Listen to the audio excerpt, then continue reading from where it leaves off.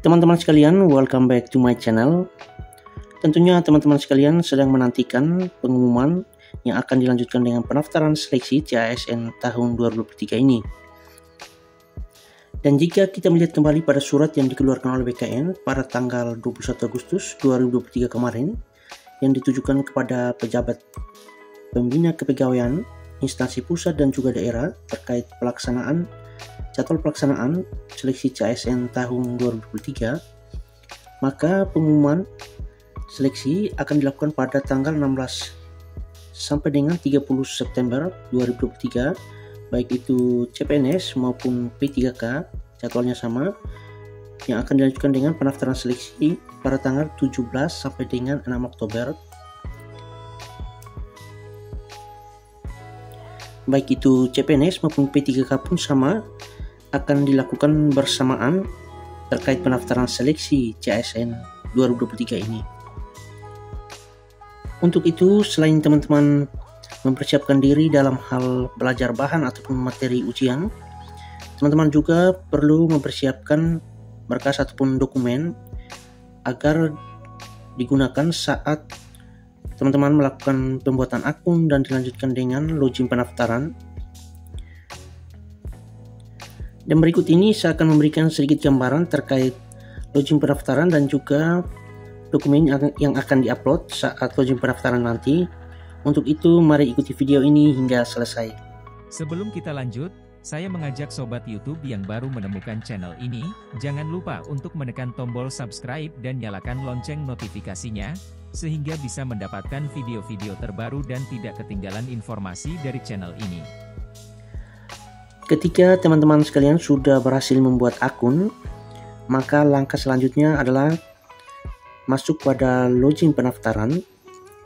Nah, di login pendaftaran ini yang kita harus isi yaitu mulai dari biodata, kemudian jenis seleksi, formasi, kemudian riwayat dan dokumen. Dan yang paling terakhir itu ada resume pendaftaran. Nah, untuk biodata ini otomatis sudah terisi karena kita sudah membuat akun. Dengan sendirinya biodata kita akan terisi. Kemudian masuk pada jenis seleksi. Nah, di jenis seleksi ini yang menentukan apakah teman-teman memilih jenis seleksi P3K guru ataukah P3K nakes ataupun P3K teknis. Kemudian setelah memilih jenis seleksi, teman-teman akan dilanjutkan pada memilih formasi yang akan dilamar. Kemudian setelah memilih formasi, teman-teman akan masuk pada riwayat.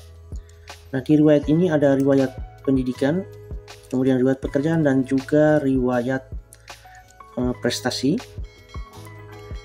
Dan setelah mengisi semua data yang ada pada riwayat, teman-teman akan dilanjutkan pada mengunggah dokumen.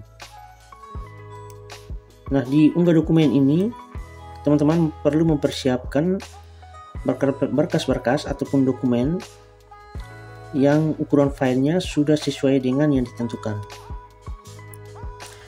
Ketika teman-teman masuk pada menu mengunggah dokumen, maka yang teman-teman harus unggah itu mulai dari surat pernyataan yang sesuai dengan persyaratan instansi, surat pernyataan. Kemudian yang kedua itu surat lamaran. Kemudian yang berikutnya itu surat pengalaman kerja. Ini surat pengalaman kerja. Kemudian yang diunggah juga KTP, kartu tanda penduduk. Kemudian sertifikat. Sertifikat ini bagi teman-teman tenaga teknis. Kemudian ijazah asli. Kemudian transkrip nilai.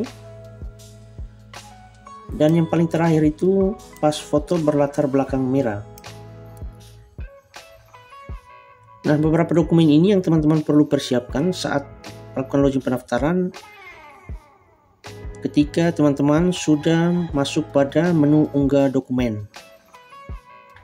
Nah, setelah teman-teman mengunggah semua dokumen yang ada, langkah yang paling terakhir itu ada pada resume pendaftaran.